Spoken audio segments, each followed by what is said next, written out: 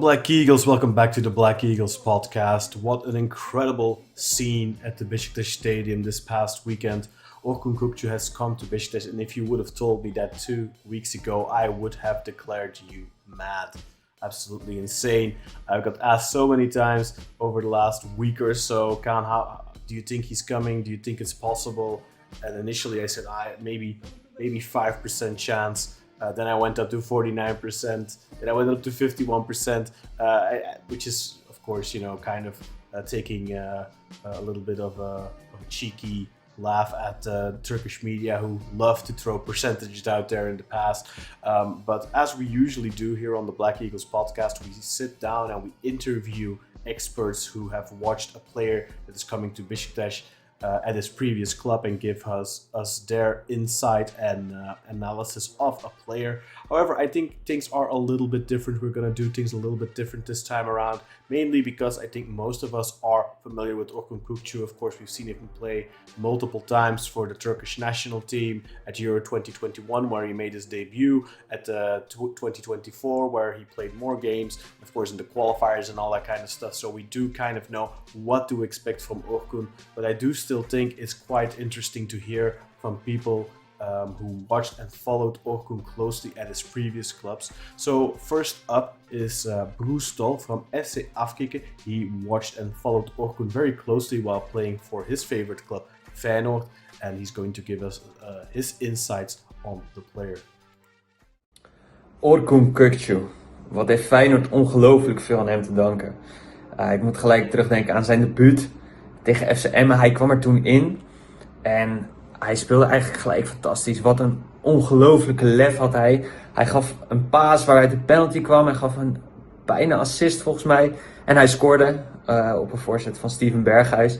En toen zag je eigenlijk wel wat een ongelooflijk groot talent hij was. En dat liet hij eigenlijk elke keer wel zien. Hoewel hij uit de jeugd van FC Groningen komt en niet per se uit die van Feyenoord, voelde hij altijd wel als echt een Feyenoorder. Als iemand die er altijd voor ging, als iemand die het Feyenoord ook in zijn hart droeg. Hij speelde ook met het hart op de tong, met het hart op de voeten eigenlijk zou je kunnen zeggen. Hij heeft ook wel echt moeilijke periodes gehad. Hij heeft zelf een enorme ontwikkeling ook door moeten maken om van talent naar bepalende speler te gaan. En ik denk dat Arne Slot daarin onwijs belangrijk is geweest. Kökçü was op een gegeven moment niet zo heel erg goed meer onder advocaat. Ging ook gerucht dat hij weg zou gaan. Maar onder Arne Slot kwam hij eigenlijk weer helemaal terug. Ik denk dat Kökçü dat zelf ook zo zou zien, dat hij aan Arne Slot heel veel te danken heeft. Maar andersom is dat ook. Want het kampioenschap van Feyenoord onder Arne Slot, dat is grotendeels toe te schrijven aan Orkun Kökçü. Die aanvoerdersband die hij kreeg in een jaar wat voor hem ook niet makkelijk was. Want er werd toen onder andere gespeeld met de One Love aanvoerdersband die hij niet wilde dragen. Die ging onder andere over de homorechten, om daar aandacht voor te genereren. Daar wilde hij niet mee spelen. Alleen Arne Slot behield hem altijd als aanvoerder, terwijl daar best veel om te doen was. En dat jaar was Kökçü fenomenaal. Hij nam Feyenoord echt op sleeptouw. En over zijn voetballende kwaliteiten, daar was eigenlijk nooit twijfel over. Maar over zijn omschakeling en wat hij verdedigend kon, daar wel. En dat jaar was niet normaal. Arne Slot die wil graag druk zetten. En Orkun Kökçü was daarin zijn perfecte verlengstuk. Want de manier waarop hij druk zette, de sprintjes die hij trok, wat hij er allemaal voor deed, dat was heel erg bijzonder.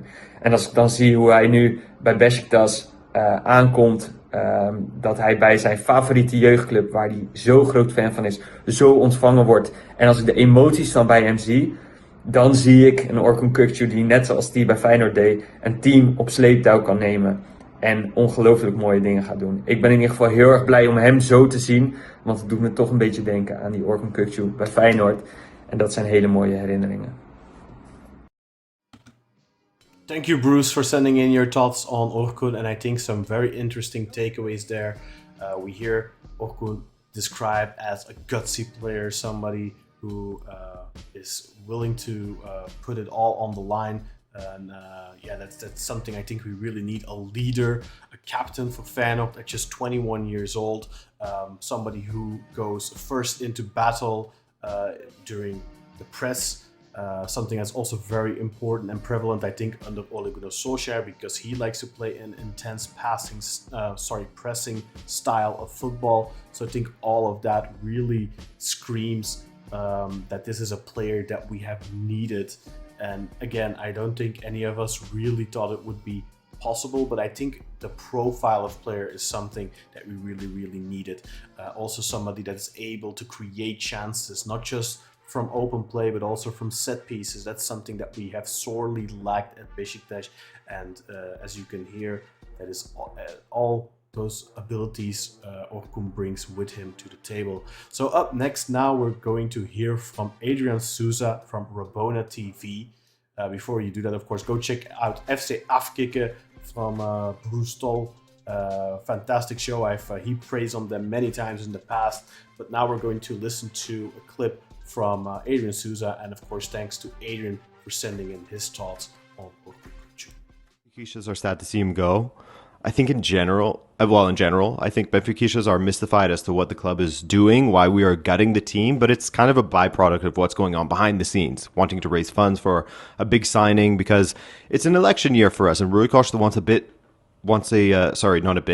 transfer window to get as many votes as possible, right? And Kökçü seems to be sort of one of the sacrificial lambs that nobody wants to get rid of, at least from the fans' perspective, but is probably one of the most marketable assets in that he can get us around 30 million euros, 25, whatever.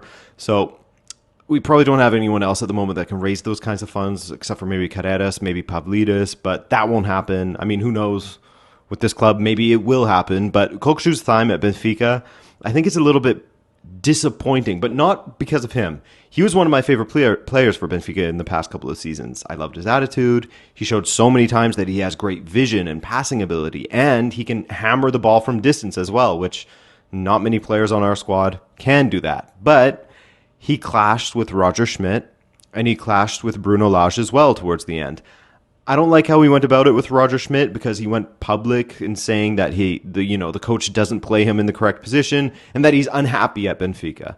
I didn't appreciate that. Nobody did, even though I think he was right in that he wasn't played in the right position, as he was constantly played as a deep-lying playmaker when he's at his best in a more advanced position, closer to the striker. Then you got more of his creativity, his passing ability, and in general, you just want him closer to the goal than that. Then he clashed with Bruno Lage in the Club World Cup, but that wasn't anything grave.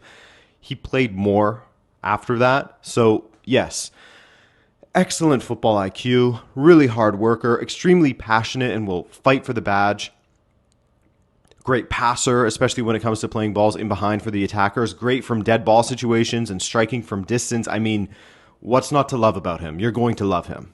And thank you to Adrian Sousa, of course, for sending in his thoughts on Orkun Kökçü. I think he checks a lot of boxes that Besiktas needed, if not all the boxes. Of course, one thing to take away from that is, of course, his clash with Roger Schmidt. And that is something I am a little bit concerned about. Not necessarily because I think he's going to clash with Ole Gunnar Solskjaer, but my question is really, how is he going to get integrated into the team right now? Because of course at Benfica at the time when Orkun had issues with the position he was being played in, he was playing as a deep playing playmaker, and in front of him, ahead of him, in the number 10 position behind the striker was Rafa Silva, and guess where Rafa Silva is nowadays, right? So it's going to be interesting to see how Ole actually handles that. Maybe that also ties into the fact that Besiktas are perhaps looking for a somewhat different type, a different profile of a number 6 than Jens Kajuste.